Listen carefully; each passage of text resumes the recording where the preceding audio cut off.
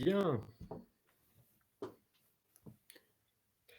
Eh bien, bonjour à toutes et à tous. Soyez les bienvenus pour notre webinaire, avant-dernier webinaire de l'année. On peut déjà commencer par faire l'annonce de notre prochain webinaire d'ici 3 semaines, aux alentours de mi-décembre, qui parlera de la question du management par les valeurs. Et aujourd'hui, nous sommes réunis pour un sujet passionnant dans un contexte, un peu hors du commun, même si depuis janvier, j'ai l'impression de répéter un peu la même chose à chaque fois qu'on fait un webinaire. Le contexte est vraiment incroyable en ce moment et on s'est dit qu'il était intéressant, eu égard aux interventions que nous faisons chez nos clients, de partager avec, vous sur la question de la dynamique collective dans ce mode que maintenant tout le monde, connaît bien et appréhende de mieux en mieux, ce mode hybride, pour lequel évidemment les règles de fonctionnement et le management associé sont, à travailler.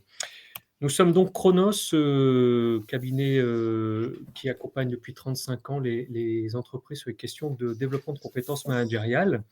Je suis Pierre Egido, le patron de Chronos et je suis accompagné de Laurent en duplex, depuis Nantes qui, est un de nos consultants, salariés qui accompagne aussi de nombreuses entreprises, sur l'Ouest évidemment et puis, toute France, lorsque, les besoins se font sentir. Alors Bonjour à pourquoi est-ce toutes et à qu'on tous. intervient pardon? Je saluais notre auditoire. Merci Laurent.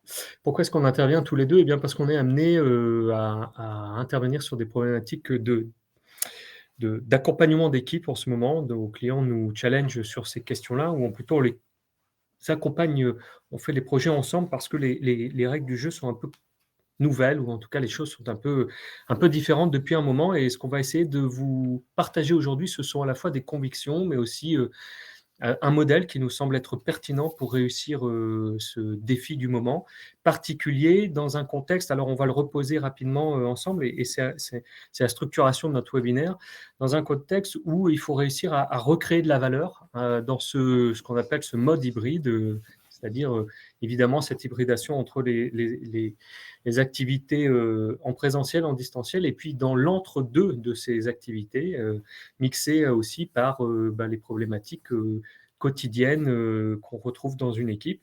Donc ce sera notre premier moment, se resituer rapidement en fait ce qui fait équipe et quelles sont les énergies fondamentales pour qu'en plus on puisse regarder dans le cœur de ce webinaire finalement la dynamique collective dans cette logique-là et au-delà de cette logique-là, ça fonctionne comment? Et on vous présentera des leviers, alors qui sont finalement, comme leur nom l'indique, hein, des moyens d'activer quelque chose au service de ces trois grands ensembles que sont les énergies fondamentales dont on parlera dans la première partie. Et puis on ira tranquillement évidemment cheminer ensemble à la fin du webinaire pour voir comment est-ce qu'on peut développer cette fameuse performance collaborative qui s'est un peu étiolée au fil des confinements depuis 1 an et demi et il semblerait, vu l'actualité, que notre webinaire tombe à point nommé puisque, nos amis belges alors moi je suis à Lille, nos amis belges sont repartis à 4 jours par semaine sur 5 évidemment, en télétravail et il y a pas de raison, hein, sauf, si on est protégé par, quelque chose d'extraordinaire, il y a pas de raison que chez nous ça ne swingue pas aussi un peu dans les semaines qui arrivent. Au-delà des accords qui sont, négociés dans les entreprises sur la question du télétravail, il y a des enjeux forts là autour d'une urgence à maintenir ce qui fait équipe dans un contexte où, on n'a pas toujours les moyens de bien préparer ça et d'accompagner les équipes, depuis 1 an et demi. Alors pour resituer un peu le contexte, hein, parce que vous le savez, c'est pas le cœur du sujet, mais cette question du mode hybride et du management hybride, elle est fondamentale pour le moment que nous vivons. L'enjeu, ce que nous dit cette slide, c'est qu'il faut trouver des nouveaux équilibres et ces nouveaux équilibres, vu la complexité de la situation, eh bien, ce sont des équilibres qui sont à, trouver dans le temps, selon les entreprises. Mais ce que l'on sait, c'est que, les collectifs ont été, alors percutés, éclatés, dissociés, on met les mots qu'on veut, mais enfin, il y a eu un moment quand même où, on a quand même déconstruit beaucoup de choses, et qu'un des enjeux forts, ça va être de réussir à reconstituer cette dynamique collective dans un monde qui est maintenant, distribué d'une autre façon en termes d'organisation, en termes de relations, en termes de moyens technologiques pour, réussir les grands équilibres.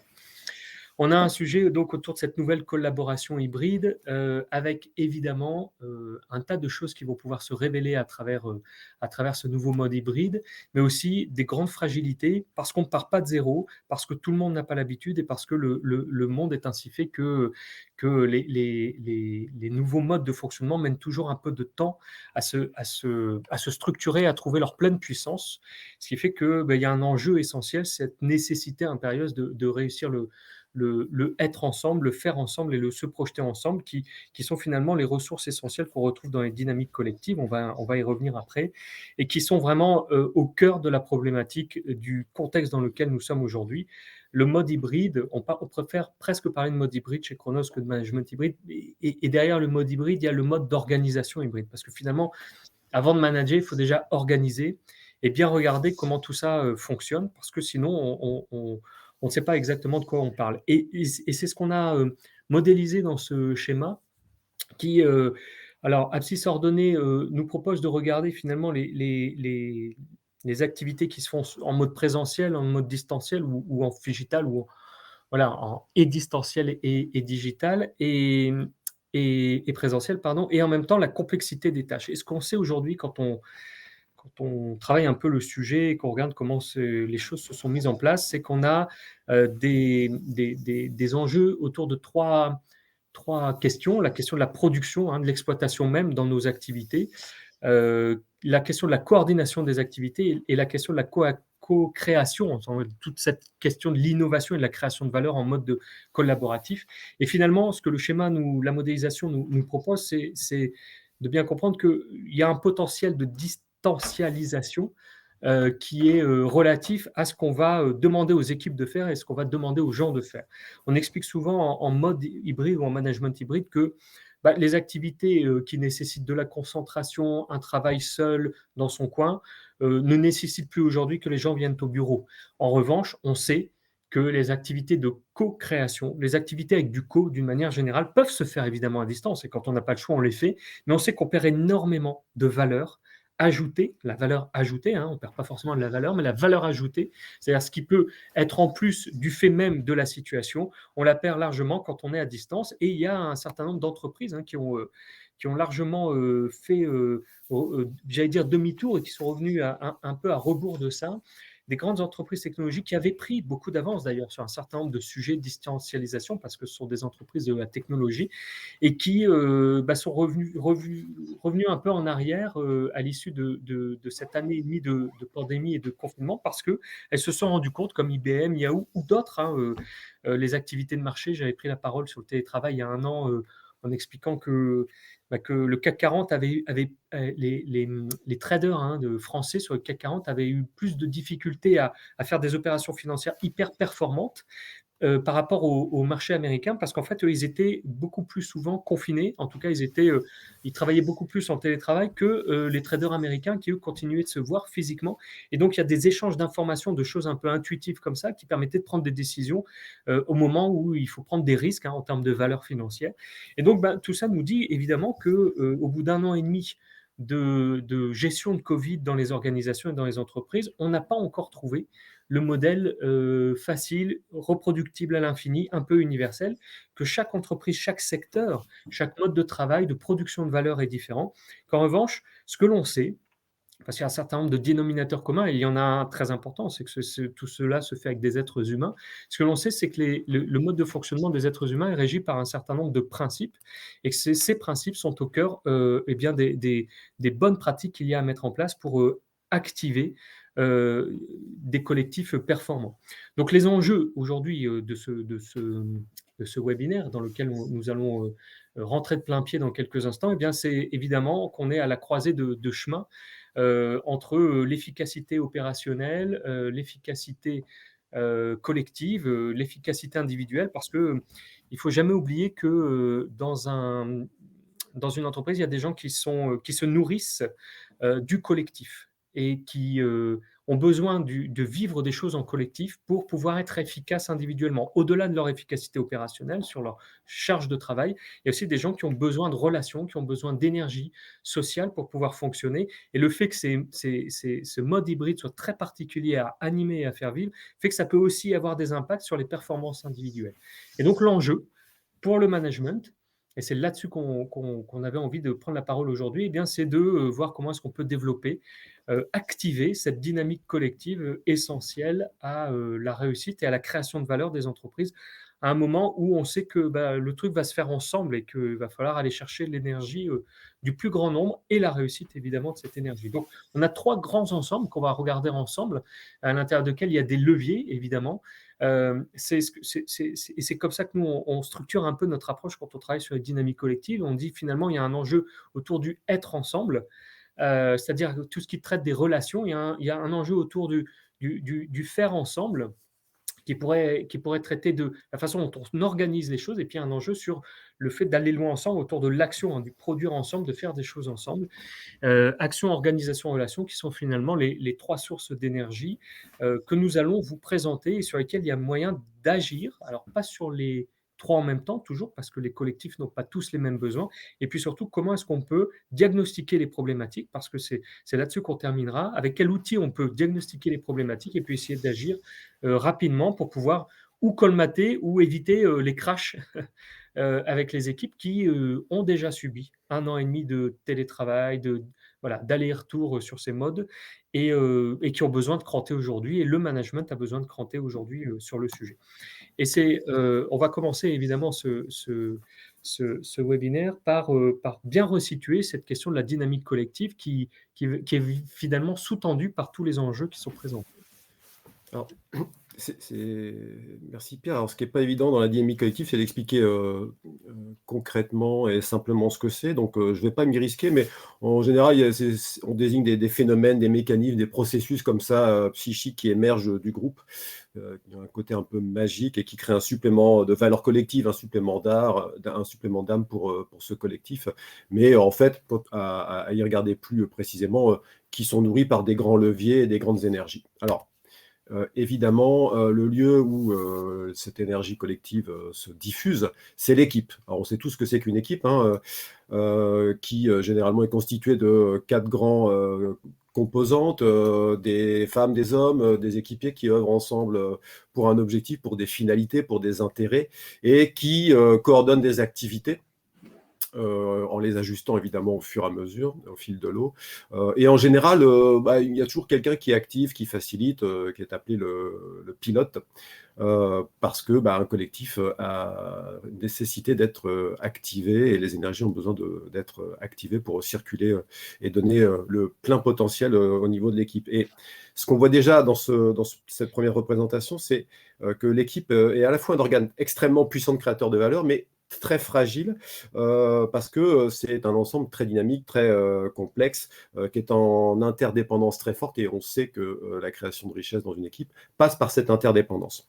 Donc la question, c'est comment on peut générer de l'interdépendance et comment on peut finalement comprendre la dynamique particulière du groupe. Comme le décrit Kurt Lewin, qui est le père de la psychologie sociale, qui explique que chaque groupe a sa dynamique propre, son identité propre, cette dynamique qui génère ce qu'on appelle les effets de groupe, et finalement qui vient des propriétés particulières de l'interdépendance spécifique entre ses membres. C'est-à-dire que le schéma de relation des membres génère et développe des propriétés spécifiques pour le groupe.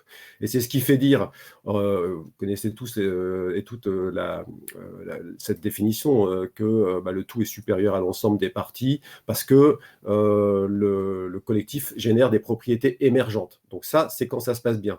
Mais quand les conditions ne sont pas réunies, il arrive que le tout soit moins que la somme des parties, parce que finalement, les parties sont inhibées par le tout où les conditions ne sont pas réunies. Donc évidemment, tout le challenge, c'est de faire émerger ces propriétés émergentes, ces propriétés multiplicatrices de création de valeur du groupe. Alors, il y a un monsieur qui est une référence dans la dynamique des groupes et les mécanismes de groupe de travail, qui s'appelle Roger Muschieli, qui nous propose 7 points qui sont intéressants.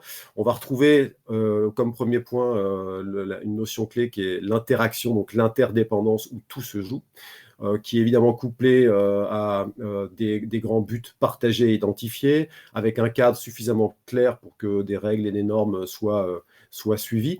Et puis, il nous propose en plus des dimensions plus subtiles qui nous disent notamment que le groupe, c'est un ensemble d'affects avec des sympathies, des antipathies, que évidemment la question des émotions est extrêmement importante pour alimenter ce sentiment collectif, cette énergie collective.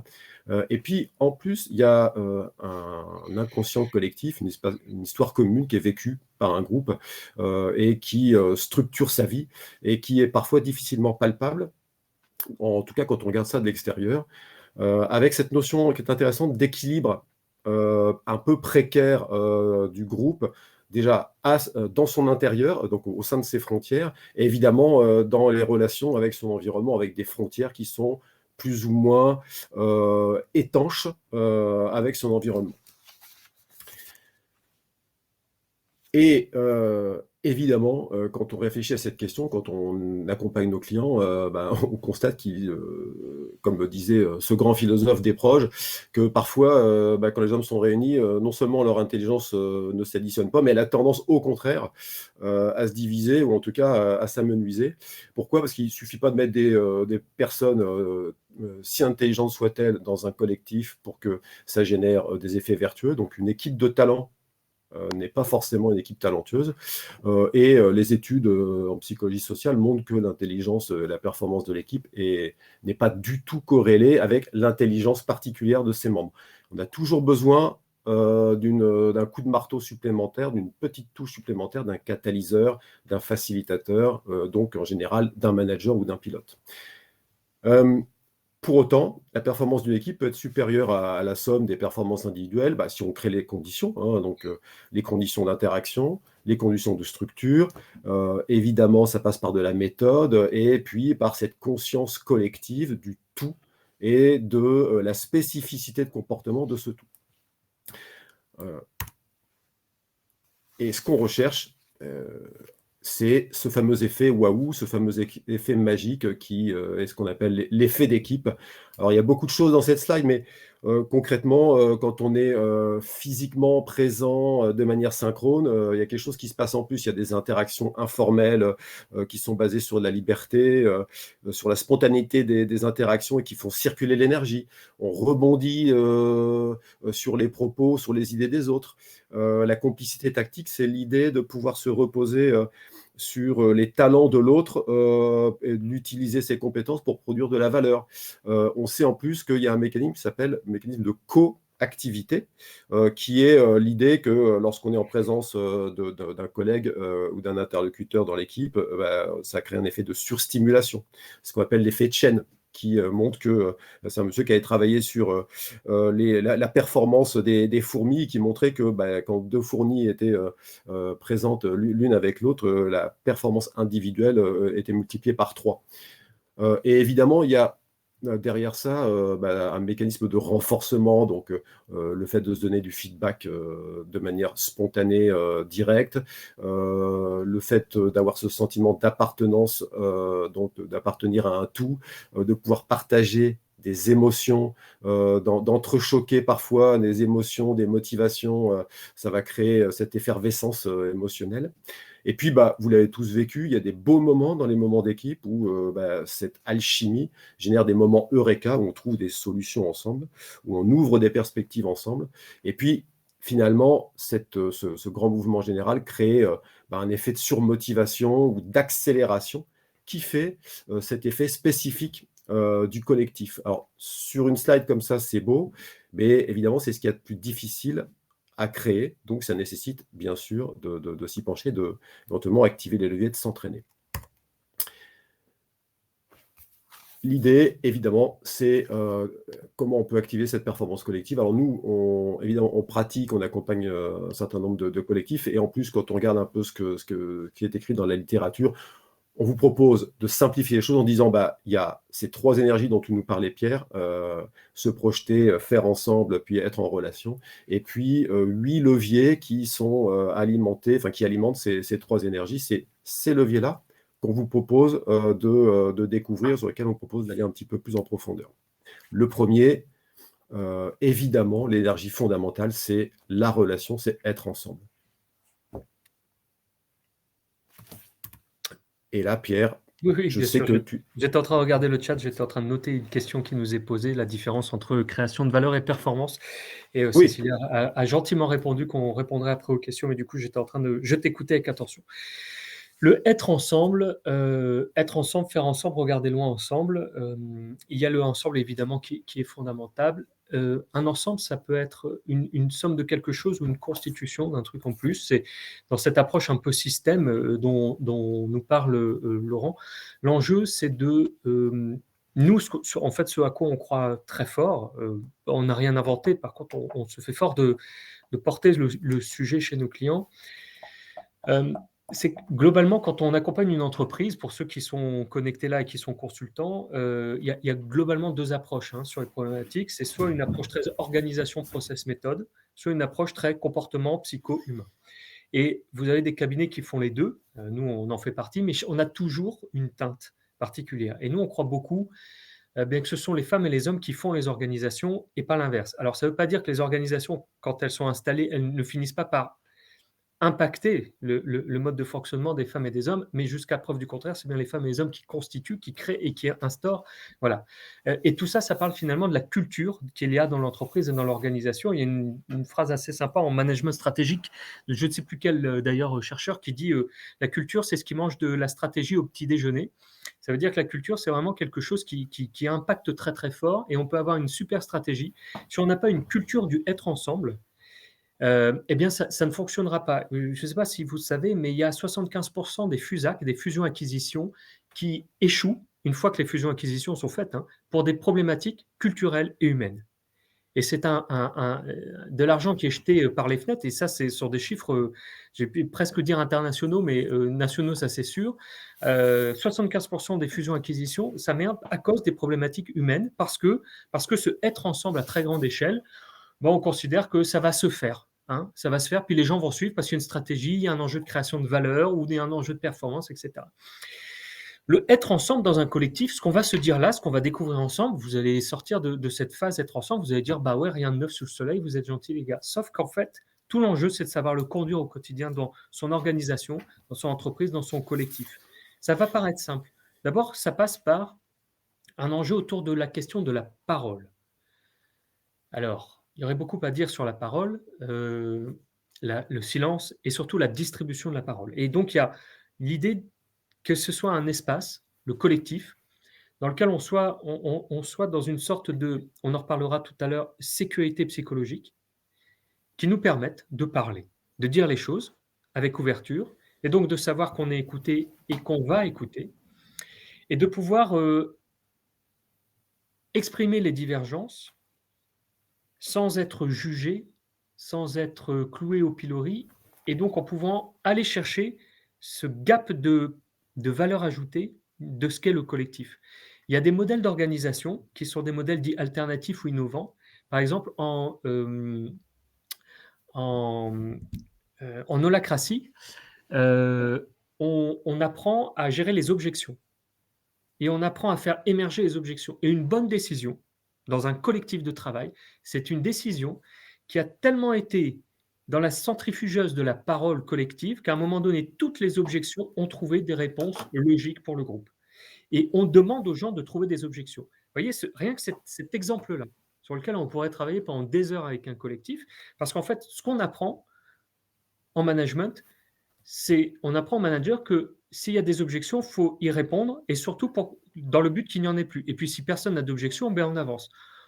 En revanche, en holacratie ou en sociocratie, on encourage à ce que la parole circule, que la parole soit critique, que la parole soit divergente, parce que l'intelligence dont parlait tout à l'heure Laurent, et quand il faisait référence à ce grand philosophe moderne Pierre Desproges, Il disait finalement, quand on est ensemble, parfois c'est pire que quand on est tout seul. Et je peux vous assurer, nous, on est une petite entreprise de 18 personnes aujourd'hui. Bah, on a eu des moments où parfois, tous ensemble, on se marre toujours très bien. Moi, je ne peux pas dire que ce soit des grands moments d'intelligence collective, pas toujours. Pas toujours, et il faut le reconnaître. Mais en fait, il y a des sujets qui se prêtent à l'intelligence collective et il y a des sujets qui ne s'y prêtent pas. Et dans la dynamique collective, évidemment, un des enjeux, ça va être d'abord et avant tout d'être en sécurité psychologique pour pouvoir faire circuler la parole. Tout ça ou grâce à un cadre de fonctionnement qui soit le plus sécurisant possible, avec un cadre de référence commun, des motivations communes, et donc une connaissance et une intimité des uns et des autres qui fassent que, on parle bien d'intimité, qui fasse que on va au-delà du j'aime pas. Si la question de l'intimité dans la relation vous intéresse, je vous invite à lire le petit livre de François Julien qui s'intitule Pourquoi il ne faut jamais dire je t'aime. Parce qu'il dit finalement, François Julien, je t'aime, c'est je te possède. J'aime ce que tu es, je te possède, mais je ne te laisse pas être comme tu es. Aller à la rencontre de ton intimité, c'est bien plus intéressant. Et aller à la rencontre de ton intimité, c'est te respecter comme tu es et c'est trouver un chemin par rapport à toi, trouver la bonne distance par rapport à toi. C'est ça, trouver la bonne relation d'intimité avec une personne, c'est accéder intime. C'est ce qui est, voilà, c'est le contraire de l'extime. C'est Jacques Lacan qui avait mis en avant ce concept de l'extime, qui est finalement la partie intime que j'accepte d'extérioriser. Et donc, comment je fais en sorte de créer des conditions pour que l'intime et l'extime circulent dans ce collectif et que les gens s'ouvrent, voilà, et que Cécilia, que vous ne voyez pas, mais qui est là dans la pièce avec moi, eh bien, elle puisse me dire les choses intime pour elle et qu'elle montre cette partie-là parce qu'elle sait qu'elle est en sécurité, et même si ce n'est pas agréable à dire, qu'elle puisse le dire. Ça contribue largement au faire ensemble d'après. Là, on est dans la première source d'énergie, être ensemble, une parole libérée, une intimité, un niveau de relation suffisamment fort pour accéder à l'intimité, au sens de mieux connaître ce qui est à l'intérieur de l'autre et pouvoir l'accueillir. Et puis finalement, c'est là où on retrouve la sécurité psychologique et c'est là où on retrouve l'énorme rôle du patron. Alors, le rôle, il est partout, distribué, et tout le monde est responsable d'entretenir ça. Mais particulièrement, le climat et la régulation émotionnelle, ce sont des soft skills et ce sont voilà, c'est un art particulier de savoir créer ce climat quand on est manager, surtout en période de tension, de tension à la hausse ou à la baisse d'activité, surtout en mode hybride, lorsque j'ai un Laurent qui est à Nantes, j'ai une partie de mon équipe qui est à Lille, j'ai une consultante qui est à Paris, comment je fais pour créer voilà, une régulation et un climat qui permettent à chacun de réussir dans cette équipe et qu'ils se sentent équipe. Alors, tout ça, finalement, ça a été. Alors, je dis finalement, c'est un peu rapide, mais tout ça, ça a été très bien expliqué par Anita Roulet, qui est une enseignante, chercheuse américaine, et qui a traduit ça dans un concept qu'elle appelle le facteur C. Le facteur, pardon, le facture, ça c'est parce qu'on était sur le réseau avant. Le facteur C, c'est le facteur finalement réussite collective. Elle, globalement, ce qu'elle dit, c'est que la réussite des échanges et des interactions est le facteur clé de la performance collective. Alors ça, c'est très fort, c'est documenté. Voilà. Et elle y rajoute les enjeux qui sont là dans les encarts. Elle dit finalement, quand une équipe permet d'avoir une parole libérée de nombreux tours, quand la parole circule, si je puis dire, quand il y a une empathie particulière, une sensibilité sociale élevée, que les gens sont sensibles aux mécanismes humains, qu'ils font attention aux collègues, et quand en plus les équipes sont suffisamment représentatives de l'humanité, parce qu'un être humain sur deux est une femme et l'autre être humain sur deux est un homme, du point de vue du genre. Quand on se prive de la moitié de l'humanité, on se prive naturellement de la moitié de la sensibilité de l'humanité, et on va forcément dans des logiques radicales, dans des modes de pensée radicaux. Et Anita Woolley nous explique tout ça avec ce qu'elle appelle le facteur C, finalement, qui est le facteur de réussite du collectif, de l'intelligence d'un collectif. Tout ça, c'est le être ensemble, donc une parole, un climat social, et puis un enjeu de régulation de tout ça dans une dynamique collective que le manager réussit à entretenir et donc sur lequel il est lui-même sensibilisé très très fort.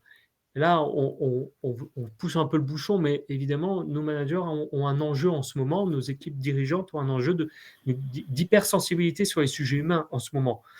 Au-delà du fait que ce soit évidemment important et que ça aille dans le sens de l'histoire, ce que l'on vivent les entreprises en ce moment nécessite ça. Et vous savez, même s'il n'y avait pas la 5e vague qui est en train de nous submerger manifestement, il y a de toute façon un climat en ce moment social dans les entreprises lié au contrat social. Les DRH sont très exposés à ça parce que tout le monde a tiré et tapé dedans très fort depuis 1 an et demi pour que ça fonctionne.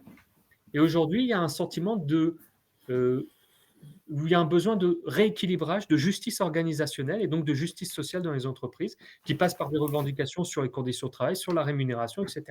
Et donc les managers sont d'autant plus soumis à cela que le climat social dans les équipes est extrêmement tendu et leur acuité et leur aisance sur les sujets de la psychologie sociale et du comportemental est essentielle.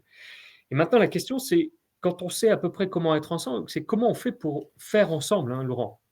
Bah, oui, parce qu'on est, voilà, les interactions c'est bien, mais il faut quand même produire, hein, cher monsieur. Donc, en effet, l'énergie à laquelle on va maintenant s'adresser, c'est l'énergie d'action et d'organisation. Et finalement, il y a un monsieur qui s'appelle Daniel Wegner, qui est psychosociologue, et qui a expliqué qu'une équipe intelligente est avant tout une équipe qui sait partager de la connaissance et surtout qui sait la faire fructifier.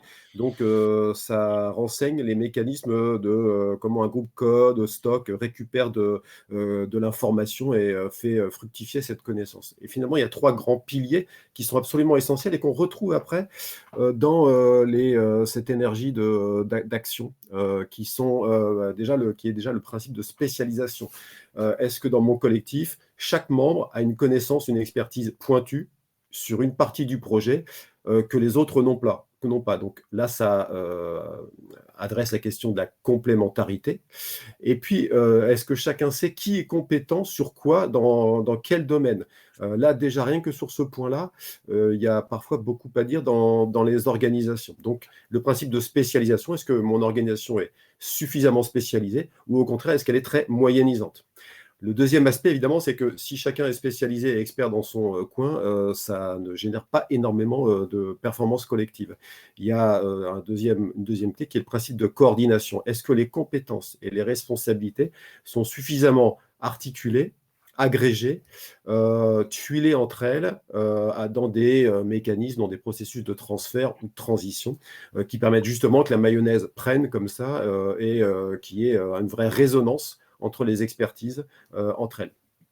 Et puis le troisième qui est absolument clé dans les organisations, c'est est-ce que finalement dans mon équipe, chacun sait qui est compétent sur quoi, qui peut contribuer sur quoi, et est-ce que nous pouvons collectivement compter sur la mise à disposition de ces compétences pour le collectif, ou est-ce qu'il y a de l'énergie résiduelle ou des compétences qui ne seront jamais transférées au collectif? Donc, c'est le fameux principe de crédibilité-confiance.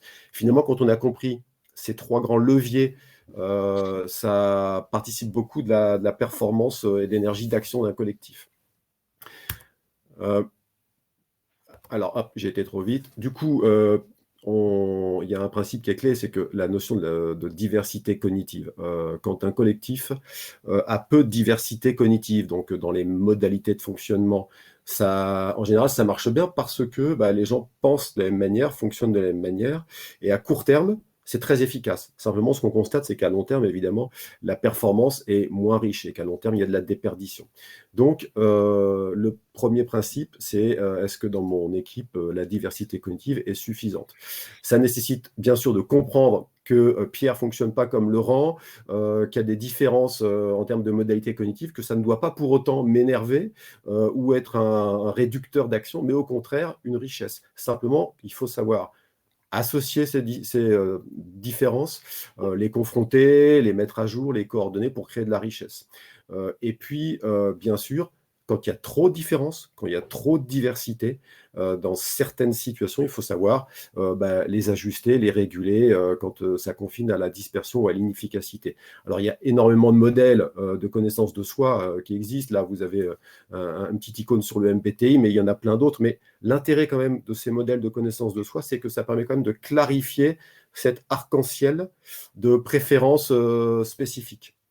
On voit bien là d'ailleurs, Laurent, que si les conditions préalables du être ensemble ne sont pas posées, Ouais. il est extrêmement difficile d'aller chercher l'autorisation d'une diversité cognitive ou de tout ce que tu es en train d'expliquer, puisqu'on est effectivement dans presque une deuxième étape dans ce process d'activation des leviers, hein, qui dit, ça y est, on produit ensemble, on crée de la valeur, on fait de la performance ensemble. Mais les conditions humaines sont essentielles. Je me permets d'insister parce qu'il y a vraiment des lectures différentes en management qui disent, installons des process et les gens vont suivre.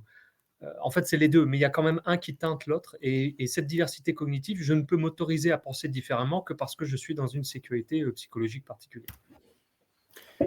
Et du coup, on rejoint ici le petit schéma sur la mémoire transactive. Est-ce que dans mon collectif, les spécialisations, les expertises sont suffisamment pointues et est-ce qu'on les laisse s'exprimer? Donc, est-ce que chaque membre a une connaissance, une expertise que les autres n'ont pas? Est-ce que je suis capable d'identifier, d'aller chercher ces expertises, de la faire émerger? Et en effet, est-ce que le collectif est serein sur la capacité de chacun de mettre à disposition sa propre compétence?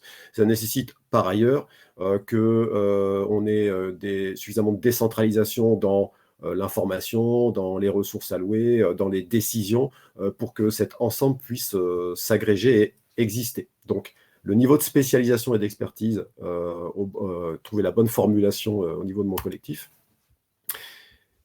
Et puis, donc, évidemment, dans un cadre commun, parce que s'il y a des expertises, là encore, mais finalement qui ne sont pas suffisamment mises en commun, ça ne va pas aboutir à grand-chose. Donc, régulièrement, de redonner suffisamment de cadres, de pouvoir partager et d'ajuster autour des grands modèles mentaux, des grands principes qui permettent au collectif d'exister. Et c'est aussi bien d'un point de vue, je dirais, technique opératif, donc les processus, les normes, les règles, donc c'est ce qu'on appelle le référentiel opératif, que des codes, du langage, des valeurs communes qui sont extrêmement importantes, on vous en reparlera dans 15 jours, et qui nécessitent d'être régulièrement revisitées parce qu'évidemment, elles font sens et elles permettent de réactiver cette énergie d'appartenance du collectif. Donc, à la fois d'expertise spécifique, mise en commun, dans un référentiel commun.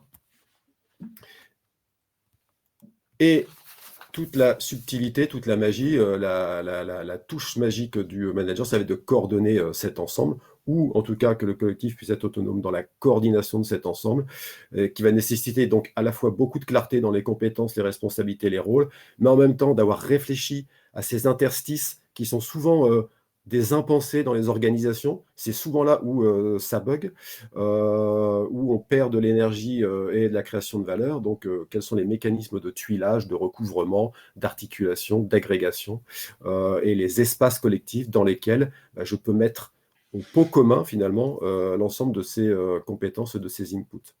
Donc, un enjeu de coordination, évidemment, qui est très fort et qui va pouvoir constituer le socle à cette énergie de projection qui est absolument essentielle, surtout en ce moment où on est à la fois à piloter à 24 heures et en même temps à se projeter à 5 ans pour réoxygéner les projets et les collectifs. Alors là, sur ce troisième levier, finalement, on va vous partager un point qui est dans quelle mesure mon collectif, mon équipe, a-t-elle une conscience, une représentation du tout d'elle-même en tant qu'équipe et puis évidemment de ses enjeux. Donc, ici, la question est, est-ce que chaque membre a une vision claire de la finalité ou de la totalité du projet, versus chacun se représente ses priorités dans son périmètre et finalement a du mal à envisager ses responsabilités dans un cadre plus global. Est-ce que individuellement, je partage une conscience collective de la situation, c'est-à-dire des enjeux, des réussites, des difficultés, des obstacles à franchir, et où est-ce que le pilote de l'équipe est en mesure d'exprimer ou de faire vivre régulièrement ces enjeux pour que le niveau de conscience collective soit supérieur. Et puis, bien sûr, l'idée, c'est le principe de l'holoptisme. Alors, pardon pour ce barbarisme, c'est le tout et les parties. Est-ce que chacun, déjà, a une vision du tout? Et est-ce que chacun connaît chaque partie, chaque constituante du système, donc les autres membres, pour être à la fois tout et partie dans ce grand système? Cette notion de conscience collective, de représentation du tout, est absolument essentielle dans la création de l'identité et du socle collectif en tant qu'équipe. Ce qu'on peut rajouter sur ce sujet de la conscience collective, je vois que le temps passe, hein, il nous reste 6 minutes. Sur ce troisième finalement élément de puissance, aller loin ensemble. On parle souvent de vision, et d'ailleurs nous on en parle dans cette slide, mais il faut avoir en tête aussi tout ce qui est de l'ordre de la mémoire. Parfois, pas parfois d'ailleurs, quand on parle d'histoire, on parle du devoir de mémoire parce qu'on a peur de l'oubli. Et lorsque pour que les équipes et l'inconscient collectif fonctionnent, il faut qu'il y ait des souvenirs communs. Il faut créer des moments, il faut savoir les fixer, il faut savoir les célébrer, il faut savoir les arrêter avec des images, avec des symboles, avec des moments. Il faut savoir recréer une narration autour de la dynamique collective. Parce que être tout le temps dans la vision, c'est bien, mais je travaillais avec mon consultant il y a quelques années qui avait une blague pour lancer des séquences sur la vision qui disait ma grand-mère, tant qu'elle avait des projets, ça allait. Le jour où elle a commencé à avoir des visions, on s'est inquiété. Et c'est un peu ça l'idée, c'est-à-dire que les visions, c'est bien, mais au quotidien des opérateurs sur une chaîne, ou en logistique, ou en magasin, ou voilà, une vision de l'entreprise à 5 ans, on va devenir le leader, machin, éco-responsable. Bon, Mimide, il tire ses palettes et la vision, c'est compliqué. En revanche, vivre des choses avec son collectif, avec son équipe, avoir des souvenirs communs et être membre de cette mémoire et avoir un manager qui est capable de s'y référer pour expliquer pourquoi la suite est possible, puisqu'on l'a déjà fait et puisqu'on passe les étapes, ça contribue largement à cette conscience collective du réussir ensemble, qui est un élément fondamental. Alors, pour finir, quelques partages sur évidemment la manière dont on aborde ces sujets-là. Et puis, c'est nourri aussi de nos dernières expériences. Notre approche finalement sur le sujet, elle consiste à développer le pouvoir d'agir des collectifs et puis évidemment de leurs pilotes. Donc, à travers ces 3 grandes énergies qu'on vient de vous présenter, l'idée, ce qu'on pratique de plus en plus, c'est le travail en miroir, à la fois sur le manager et puis sur l'équipe, et bien évidemment aussi sur leur champ commun pour développer cette performance collaborative. Les situations types sont les situations où je crée une nouvelle équipe projet, il faut que je relance mon équipe projet, où mon collectif a été percuté évidemment par la crise ou le mode hybride et j'ai besoin de refaire circuler l'énergie, ou simplement j'ai une équipe, aujourd'hui une équipe opérationnelle qui ne donne pas la pleine puissance de son potentiel et qui a besoin d'activer certains leviers de performance collaborative. On intervient donc sur 2 niveaux, à la fois sur le manager, parce que vous avez compris, c'est vraiment le déclencheur, le pivot. On va l'aider à préparer ses temps forts, à développer, à activer certains des leviers qu'on vous a présentés, à développer certaines soft skills, évidemment, qui pourraient accélérer cette dynamique collective. Et en même temps, sur l'équipe, à travers un processus que je vais vous montrer juste après, sur sa capacité à conscientiser son niveau de performance actuel quant à sa performance collective, et aussi à conscientiser ses ressources, donc ses comportements et activables pour maximiser cette performance collective. L'idée étant de l'aider aussi à générer les premiers pas pour développer, renforcer sa performance collaborative. Concrètement, les 3 grandes compétences qu'on travaille sont celles-ci. La première compétence, c'est déjà faire un peu ce qu'on est en train de faire ici, comprendre ce que c'est que la performance collective, quels sont les grands leviers, les grandes énergies. En général, on le partage soit avec un temps en amont d'une intervention, soit par des capsules de vidéo learning ou une classe virtuelle, bon, même si idéalement, c'est mieux de le faire en collectif, pour après basculer rapidement sur finalement 2 temps clés qui sont le diagnostic de la performance collaborative, donc avec un outil Team Booster dont je vais vous parler juste après. Donc aider le collectif à prendre conscience de son niveau de performance actuel et de ses ressources comportementales disponibles, et pour l'aider à construire sa première roadmap, ses premières pistes d'empowerment collectif, ou en tout cas d'amélioration de son efficacité collective. Et puis après, l'idée, bien sûr, c'est de construire, tel un maçon, ce qu'on appelle le système d'action et de performance du collectif. Alors, la capacité d'un collectif à prendre des décisions, à partager de l'information, à opérer au sens opératif, et puis à se réguler, pour construire finalement le cadre de cette performance collective. Et on s'aperçoit souvent que, au-delà de ce cadre, de ces conditions, il est nécessaire de renforcer des soft skills. Ça peut être une capacité à se donner du feedback, à écouter, à faire circuler la parole, comme on vous l'a expliqué, à prendre des décisions, à réguler des tensions qui sont souvent nécessaires pour générer ce surcroît de valeur ajoutée au niveau d'un collectif. Évidemment, tout cela étant alimenté par des apports nutritifs sur la question de la dynamique collective. Et finalement, et on pourra finir là-dessus, le Zoom, il est vraiment de se dire, voilà, on a aujourd'hui un outil qui a été construit par notre partenaire que vous connaissez peut-être, s'appelle Performance, qui a identifié un modèle de performance sur la base de travaux en psychologie sociale. Donc, il y a 8 grandes pratiques qui alimentent le être ensemble, faire ensemble et aller loin ensemble, et en corrélation, évidemment, des préférences comportementales qui alimentent peu ou prou ces grandes pratiques, et qui constituent les fameuses ressources dont je vous parlais tout à l'heure. Et évidemment, l'idée, quand on fait un diagnostic, c'est à la fois de faire le diagnostic sur le niveau de performance perçue de l'équipe et le niveau de ressources, et bien évidemment d'identifier des pistes d'action et de développement en termes de pratique et en termes de posture, pour construire la performance collaborative à long terme. Finissons par une image, et puis après on pourra peut-être prendre quelques questions. Tout se tient évidemment dans les interactions, vous l'avez compris, et finalement dans l'amélioration des pratiques au service de la performance collective. On n'a pas trop dépassé, Pierre, pour une fois. On est pas mal du tout. Je coupe le live ou pas?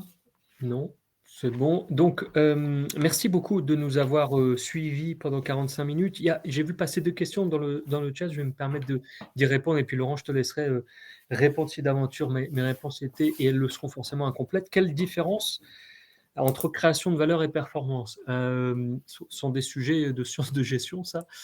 En fait, aujourd'hui, ce qu'on peut dire de façon un peu théorique et académique, c'est que la création de valeur, c'est le nouveau mot qui parle de la notion de performance. C'est-à-dire que la performance au XVIIIe siècle, la performance au milieu du XXe siècle et la performance au XXIe siècle ne sont pas tâtées des mêmes enjeux. Aujourd'hui, la création de valeur, on pourrait dire, si on voulait faire vite et un peu grossier, que c'est la nouvelle acceptation de ce qui fait performance dans l'entreprise. On dit qu'il existe sur des lectures, un peu de gestion, trois types de valeurs. Il y a la valeur financière, il y a la valeur perçue et il y a la valeur vécue par les parties prenantes. Quand on parle de création de valeur, vous savez que dans un bilan comptable, il y a ce ratio de valeur ajoutée. Voilà, c'est comment cette année, l'activité a ajouté de la valeur à la valeur existante. On est là-dedans, en fait. On est dans ce surplus, dans ce truc en plus, dans cet ajout, dans cet agio, qui fait que la performance, elle est toujours un peu différente. Pourquoi? La création de valeur, aujourd'hui, dans les dynamiques collectives, c'est elle qui va faire qu'on va trouver le fameux truc en plus. Et c'est pour ça qu'on va chercher l'intelligence collective, précisément, parce que la compétition, elle est en partie cognitive. La révolution, elle est en partie cognitive, celle qu'on vit là. Il y a des études prospectives très intéressantes, c'est pas moi qui le dis. La révolution, elle n'est plus industrielle, elle est cognitive, et que l'enjeu, c'est d'aller chercher le coup de génie. Laurent parlait tout à l'heure de coup de génie. Voilà, donc performance et création de valeur, on pourrait dire évidemment que la création de valeur, c'est un élément de la performance. La performance, un grand vœu, une grande ambition, un fantasme, si on était du point de vue de la psychanalyse. Mais il n'y a de vraies performances que celles qui durent. Donc la question, c'est comment on crée de la valeur durablement avec les équipes. Et si on le fait avec les équipes, manifestement, il y a des chances pour que ça tienne, puisqu'il y a un grand nombre là de personnes qui vont réussir à le reproduire. Il y a une deuxième question sur l'engagement du collectif. Comment on fait pour le maintenir ou le développer? J'ai envie de vous répondre avec un autre mot qui me parle le plus et sur lequel on a fait des interventions chez nos clients, qui est le mot de la mobilisation. Engagement ou mobilisation, c'est pas évidemment la même chose, sinon on n'aurait qu'un seul mot dans la langue française, mais disons pour faire vite que ce qu'on explique à nos clients, c'est qu'il y a une vraie différence dans un collectif entre un collectif qui tourne et un collectif qui se mobilise. Et il y a une équation intéressante, pour ceux que ça intéresse, on peut continuer le débat après, qui dit pour qu'il y ait une mobilisation, il faut qu'il y ait un mobile. Alors c'est pas idiot, mais en fait c'est très intéressant. Et il faut qu'il y ait une force motrice qui emmène ce mobile. Mais il faut qu'il y ait un mobile. Et il y a un bouquin sur l'engagement qui est très intéressant, dont je ne me souviens plus du nom, qui s'appelle L'engagement. Donc, comme ça, on n'est pas emmerdé. Et qui explique que les entreprises, aujourd'hui, souffrent d'une offre d'engagement et de mobilisation. C'est-à-dire que, globalement, si je refais le lien avec la vision, aujourd'hui, à part gagner plus de sous et puis garder ton emploi, globalement, voilà. Alors, on essaye de faire parfois un peu du RH washing, du green washing, tout ce qu'on veut en washing, et on essaye d'enrouler tout ça dans un papier alu sympa, mais les gens ne s'y trompent pas, les salariés sont des citoyens, et il y a un enjeu de, je bosse pourquoi là? Quelle est la cause? Quel est le mobile? Alors, si la grande entreprise, elle, n'a pas un mobile incroyable. Peut-être que parfois, dans des divisions, dans des services, il peut y avoir des projets, il peut y avoir des managers qui incarnent ça. Et donc, ce qui fait qu'on la maintient ou qu'on la développe, c'est quand on arrive finalement à créer une histoire avec le collectif et qu'il ne soit pas une histoire qu'on raconte avant d'aller se coucher, hein, qu'il soit une vraie histoire et qu'on arrive à connecter des choses avec le quotidien des gens. Parce que sans mobile, c'est difficile de mobiliser. Ça paraît évident hein, conceptuellement, mais c'est important. Et ce qui fait force motrice, c'est ce qu'on a décrit ici, mais d'une autre façon, c'est quand les gens savent quelle est leur place dans le collectif, à quoi ils servent, comment ils contribuent individuellement, est-ce qu'ils peuvent être solidaires les uns les autres, et qu'ils peuvent compter sur l'équipe. Et petit à petit, c'est une spirale qui produit de l'énergie presque au sens physique du terme. Voilà ce qu'on peut répondre rapidement sur ces deux questions. Alors, j'avais une question piège, moi, Pierre, que je vais me poser à moi-même, et merci Stéphanie, que je me suis moi-même posé quand on a préparé cette intervention, la différence entre performance collective et performance collaborative. Alors évidemment, c'est assez proche. Alors, je ferai juste un distinguo entre la dynamique collective, qui finalement correspond à la slide, vous savez, alors c'est la slide, je ne sais plus, 14, je crois, où on vous parlait d'interaction, de rebond, de complicité, les 7 ou 8 leviers qui représentaient cette effervescence collective, ce qui se passe, cette mousse, cette magie quand on est ensemble. Donc ça, c'est ce que j'appellerais la dynamique collective, qui est évidemment un préalable. Et finalement, la performance collaborative, elle est plus liée aux pratiques. Alors, je vais vous montrer cette slide. On pourrait prendre ce modèle de performance et dire la performance collaborative, c'est la capacité d'un collectif à activer et à alimenter ces 8 pratiques. La gestion, faire preuve d'agilité, partager des connaissances, se donner du feedback, prendre des décisions, se coordonner ensemble. Donc, c'est la manière dont on travaille ensemble, dont les groupes de travail travaillent ensemble, c'est ce que a renseigné évidemment Roger Muccielli, pour créer au final quelque chose de différent, de supérieur, qu'on va appeler la performance collective, qu'elle se traduise par des indicateurs économiques ou par la performance au sens large tel que l'entendent les anglo-saxons, c'est-à-dire le mouvement, le process d'amélioration, l'effort et la plus-value générée par un collectif. Je ne sais pas si ma réponse est claire, mais ça sera ma réponse du moment. Ouais, mais j'aurais répondu spontanément la même chose en disant finalement la performance collective, c'est la performance un peu de niveau opérationnel, run, exploitation d'un collectif. Et la collaboration, c'est la co-élaboration, c'est élaborer des choses ensemble. Et c'est une performance ou une intelligence qui appelle à d'autres éléments de réussite du collectif. On peut être dans une performance collective, mais ne pas réussir à atteindre le stade de la performance co-élaborative où on peut réussir très très fort avec des collectifs à être dans la co-élaboration et en mode run, en exploitation au quotidien, ne pas avoir du tout de performance collective. Voilà, donc dans la performance collective, il y a vraiment cette idée de quelque chose, d'un effet de masse. Quand la coélaboration, la collaboration, c'est un effet plutôt d'esthétique, de finesse, un truc un peu différent qui va chercher l'innovation. Voilà. Et puis une deuxième lecture possible, c'est que tous les processus d'intelligence collective qui sont vécus dans les organisations sont souvent de fait et naturellement vécus dans des collectifs eux-mêmes hybrides et mixés, variés. On ne prend pas les gens de la même équipe. Justement, on va chercher un mec au marketing, quelqu'un des magasins, quelqu'un de la BU machin, etc. Et puis on les met ensemble parce que précisément, c'est la diversité. Ce ne sont pas des gens qui ont l'habitude de travailler ensemble. Alors, Il me semble qu'on a fait le tour des questions. Je ne sais pas si on en a d'autres, mais je ne pense pas. Alors, je ne vois pas d'autres questions. Voilà, on a quelques merci. Vous pourrez récupérer évidemment la présentation à la fin sur la plateforme. Et puisqu'il n'y a pas d'autres questions, eh bien, Laurent et moi, nous vous remercions énormément pour votre écoute et votre présence. Vous êtes restés nombreux tout au long de ce webinaire. Et évidemment, nous nous tenons à votre disposition pour continuer les débats, les échanges passionnants sur cette question du mode hybride en mode collaboratif. Rendez-vous dans 15 jours, 3 semaines autour de la question du management par les valeurs, animé par Stéphane Gallo. Vous allez voir, vous allez vous régaler. Je vous le dis par avance. À très bientôt. Merci beaucoup. Bonne semaine. Au revoir.